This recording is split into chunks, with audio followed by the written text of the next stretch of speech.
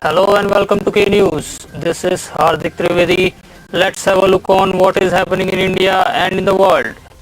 Insisting that the COVID-19 crisis should be turned into an opportunity to create an Atmanirbhar Bharat, Prime Minister Narendra Modi on Thursday said this is the time to make bold decisions and investments. Addressing the 95th annual plenary session of the Indian Chamber of Commerce in Kolkata through video conference, he said steps have to be taken to ensure that products imported from abroad are manufactured in the country. In the last 5-6 years, India's goal of self-reliance has been paramount in the policy and practice of the country. The COVID-19 crisis gave us lessons on how to speed up efforts in that direction. This is not the time for a conservative approach. This is time for bold decisions and investments. This is also the time to move from command and control economy to plug and play and to build a competitive global supply chain, while noting that the people-centric, people-driven and planet-friendly development has become part of the BJP-led central government's way of governance. The Prime Minister said recent decisions by the centre had freed the farmers and rural economy from years of slavery, as they now have the freedom to sell their products everywhere in the country. India is fighting multiple challenges along with COVID-19, including floods, locust attack, earthquakes, etc. We have to turn crisis into opportunity for creating an Atmanirbhar Bharat and take steps to ensure that products which we import from elsewhere are manufactured in India. Lauding the resolve of the countrymen to turn disaster into opportunity, the Prime Minister said the pandemic will be a turning point of the country. The Prime Minister also said that the country has already ushered in several reforms, like changing the definition of MSMEs, decriminalizing certain things, introducing insolvency and bankruptcy code, bringing in more competition in coal mining, altering the APMC and the Essential Commodities Act. Modi said that time has come to revive Bengal's preeminence in manufacturing. It is the government's initiative to help the East and the Northeast, where Kolkata can emerge as the fulcrum to lead the entire development process. He also urged MSMEs to enter the solar energy sector. Modi said banking services have now reached the have-nots. Initiatives such as Jan Dhan and Aadhaar have made it possible to reach necessary support to millions of people without leakage. An army personnel was killed and a civilian injured as the Pakistani army heavily shelled villages and forward posts along the LOC in Rajouri and Poonch district on Thursday. This is fourth consecutive day of firing and shelling by the Pakistan army. Officials said the Pakistan army opened fire and shelled civilian areas and forward posts in Nowshera sector this morning, leaving an army man dead and a villager injured. Indian troops guarding the borderline retaliated, resulting in heavy exchanges. Several houses were damaged as Pakistani troops on Wednesday night opened fire and shell mortars. Pakistan targeted over a dozen villages along the LOC, Nowshera and Balakot sectors late Wednesday night with heavy mortars and guided missiles. People living in border hamlets took shelter in bunkers. The heavy shelling has triggered panic among border dwellers, who have asked authority to provide them with more bunkers. A special flight arranged by actor Amitabh Bachchan to ferry 180 migrants from Mumbai landed at the airport Thursday morning. On arrival, the migrants hailing from Unnao, Gonda, Lucknow and other districts of the state thanked the Bollywood star for helping them reach home. Airport Director A.K. Sharma said 180 passengers have arrived by the special flight. Stepping in to help stranded migrants reach their villages, Bachchan had arranged for 4 special flights to send about 700 people to their homes in Uttar Pradesh. Sources close to Bachchan had said that he wanted to book a train for the migrants, but the logistic did not work out. The flights were organized on Bachchan's directive by his close aide Rajesh Yadav, managing director of his home production company AB Corporation Limited.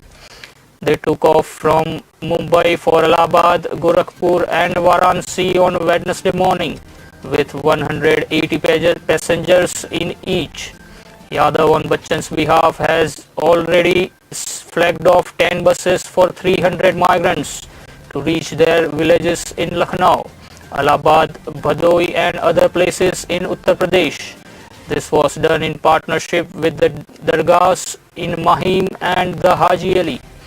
The coronavirus triggered lockdown, which began on March 25, left lakhs of migrants stranded in different parts of the country with no money and no work. Many walked, cycled their way to villages hundreds, sometimes thousands of kilometers away.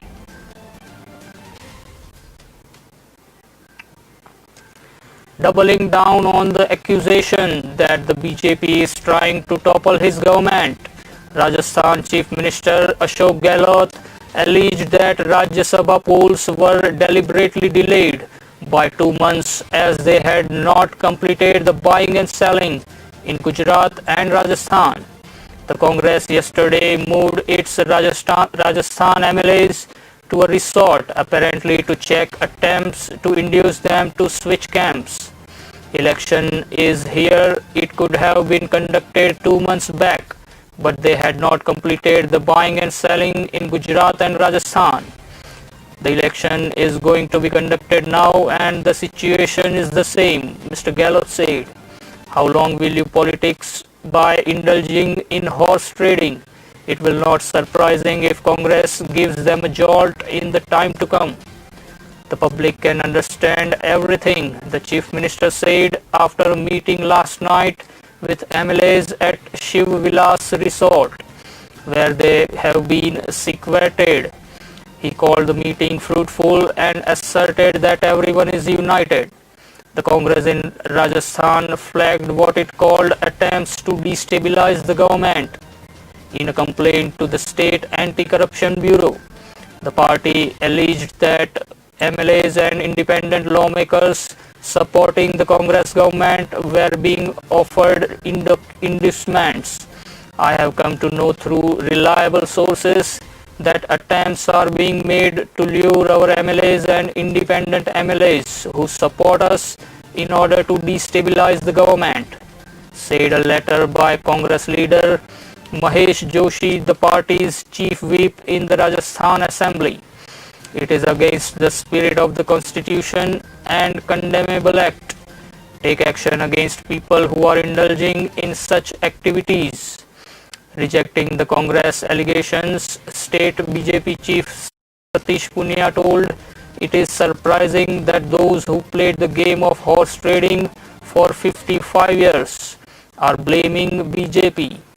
They have their internal differences. The Congress nervousness is linked to the 3 Rajya Sabha seats of Rajasthan that are up for election, which is scheduled to take place on June 19. The Congress has 107 MLAs, including 6 from Mayawati's BSP, who switched last year. The party also has the support of 12 to 13 independent MLAs in the 200-member assembly. The BJP has 72 MLAs and the support of 6 more from partners and independents. The Congress has enough MLAs to win 2 Rajya Sabha seats. To win, each candidate needs 51 first preference votes. The BJP, however, has put up 2 candidates instead of 1, which has sparked suspicion in the Congress. The BJP can turn the tables even if the 12 independents currently backing the Congress changed their mind. The Madras High Court on Thursday asked why can't complete lockdown be implemented for some time in Chennai, while observing that the pandemic situation in the city and its suburbs is alarming as cases continue to rise. Despite the steps taken by the Tamil Nadu government to contain the coronavirus spread, the number of cases is steeply rising and the situation has become alarming, particularly in the metropolis and its outskirts. A bench of justices Vinit Kothari and R. Suresh Kumar said. Therefore, we want to know whether the government has devised any special scheme which includes complete lockdown or curfew to contain the spread in Chennai and surrounding areas for some time. The judges asked the state government pleader Vijay Prakash Narayan during the virtual court proceedings after concluding the listed cases. The judges made it clear that they raised the question about lockdown as citizens of the state and the city in the interest of public and were not initiating any public interest litigation proceedings suo motu. With nearly 26,000 cases, Chennai accounts for over 70% of the state's tally, and the rising number of deaths too worried the court. Responding to the court's query, the pleader sought time till Friday for getting instructions from the government. However, he pointed to guidelines issued when the government extended the lockdown till June 30 in the state and announced various relaxations, including allowing public transport in other parts of the state. No further decision has been taken. I will get instructions from the Special Officer J. Radhakrishnan, who has been appointed to coordinate COVID-19 work in Chennai, and other officials on the latest development by tomorrow. In the latest lockdown relaxations, the state government has allowed functioning of shops, dining services in hotels and private sector offices with more workforce, but banned public transport, buses and trains in the city and neighboring 3 districts where the caseload is high. It's time for a short break. We'll join you in a short while.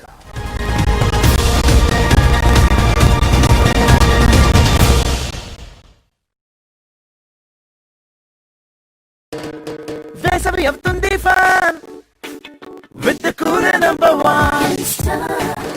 Take a chase go more fun, unte cooler number one. Take a don't run from the sun, unte Kenta number one.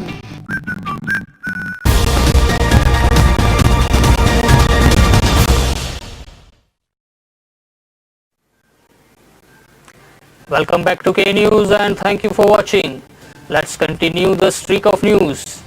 Jammu and Kashmir's Handwara police today busted a huge Pakistan-sponsored narco-terror module in which 3 terrorists of Lashkar-e-Taiba were arrested. The arrested persons were in touch with their Pakistani handlers. 21 kg heroin, Indian currency with the value of rupees 1.34 crores were seized from their possession, Superintendent of Police Handwara GV Sandeep Chakravarti said. The 3 have been identified. The main accused is Iftikhar Indrabi, a notorious drug smuggler who has several FIRs registered against him. The second man is his son-in-law Momin Peer and the third Iqbalul Islam. More arrests are going to take place in this module. Other members of the narco-terror module have also been identified and efforts are on to arrest them. The senior police officer said that the 3 were peddling drugs to financially help the Lashkar-e-Taiba terrorists in Jammu and Kashmir. It is a very big Hawala racket where the money is transferred without money movement and the finance for terrorist activities. According to the Jammu and Kashmir police, the recoveries from the 3 terrorists included 21 kg of high quality heroin, which is valued at around rupees 100 crore in the international market. Cash of rupees 1.34 crore and a cash counting machine were also recovered. A case under the relevant sections of the law has been registered at the Handwara police station, adding that a special investigation team was formed for an in-depth probe in links between terror outfits, radical elements, smugglers, and the other anti-national elements. The Supreme Court on Friday came down heavily on telecom companies for not having cleared their dues related to adjusted gross revenue and slammed the Department of Telecommunications for demanding rupees 4 lakh crore from state-run firms. The top court said DOT officials are misusing its earlier judgment and ordered the telecom department to reconsider its ask from the state-run companies. This is wholly and totally impermissible, the bench said while referring to a demand raised against the PSUs, warning of initiating contempt proceedings against the concerned officers. The Supreme Court asked the government how it used its judgment on the AGR matter to devise the formula to raise demand from the public sector companies. This is an outright misuse of our verdict. You are making a demand of over 4 lakh crores, said the bench, headed by Justice Arun Mishra and also comprising Justice M.R. Shah and Justice S. Abdul. The court asked the telecom companies to file affidavits on how they will pay their AGR dues and any time frame that can be set for the payment. Solicitor General Tushar Mehta, appearing for the telecom department, said the government has extensively examined the issue and has come out with a bailout package. It would be difficult for the companies to pay the amount in one go. If the court objects, it will adversely impact the telecom sector, affect the network, and consumers will ultimately suffer. Mr. Mehta said the government will file an affidavit on why dues were raised against public sector enterprises, to which the court responded by directing the government to reconsider the demands from the companies on whether telecom companies should be allowed these to pay the AGR dues in a staggered fashion over 20 years. The bench asked who has been 20 years in the future. The top court will hear the matter next on June 18. In October last year, the Supreme Court had allowed the telecom department to recover adjusted gross revenue related dues worth rupees 92,000 crore from the telecom companies, backing the government's definition of AGR. Following the court's order, the telecom department had sought a cumulative rupees 2.7 lakh crore from GAIL India and other non-telecom PSUs. The S&P BSE Sensex and NSE Nifty 50 indexes fell sharply in trade on Thursday on the back of weak global cues after the US Federal Reserve indicated that the US economy will shrink 6.5% in 2020 and the unemployment rate to be 9.3% at year's end as the globe battles COVID-19 pandemic. The Sensex fell as much as 767 points and the Nifty 50 index briefly fell below 9,900 mark, weighed down by selling pressure across sectors. The Sensex ended 709 points or 2% lower at 33,538 and the Nifty 50 index dropped 2.12% or 214 points to close at 9,902. Markets across the globe were spooked after comments from the US Federal Reserve. Germany's DAX, England's FTSE 100 and France CAC 40 indexes slumped 2% each. US stock future contracts were also trading with deep cuts as S&P 500 futures fell 1.5%. On the first economic projections of the pandemic era, US central bank policymakers put into numbers what has been emerging narrative that the shutdowns, restrictions and other measures used to battle a health crisis will echo through the economy for years to come, rather than be quickly reversed as commerce reopens. All the 11 sector gauges complied by the National Stock Exchange were trading lower, led by the Nifty PSU Bank indexes nearly 4% fall. Nifty Bank, Auto, Financial Services, Metal, Pharma and Private Bank indexes also fell around 2% each. 45 out of 50 shares in Nifty ended on a weak note. Bharti Infratel was top Nifty loser, down 9%. Z Entertainment, SBI, Sun Pharma, Tata Motors, Eicher, Bajaj Finance, Grasim Industries, Vedanta and ICICI also fell between 3 to 6%. On the flip side, IndusInd Bank, Hero MotoCorp, Nestle India, Power Grid, Mahindra and Mahindra, Bajaj Auto were among the notable gainers. Reserve Bank of India Governor Shaktikanta Das on Thursday met the top executives of various credit rating agencies via video conferencing. The meeting comes after rating agencies Moody's and Standard & Poor's issued fresh sovereign ratings for India. While Moody's downgraded India's rating, S&P chose to maintain its stance.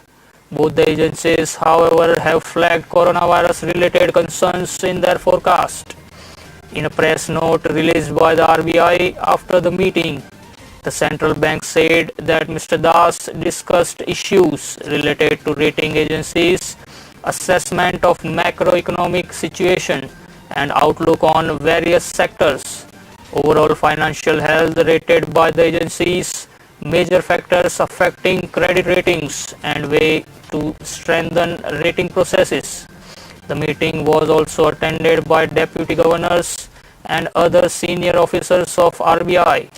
On 1 June, Moody's Investors Service downgraded India's sovereign rating, citing challenges in implementation of policies to mitigate risk of a sustained period of low growth and deteriorating fiscal position.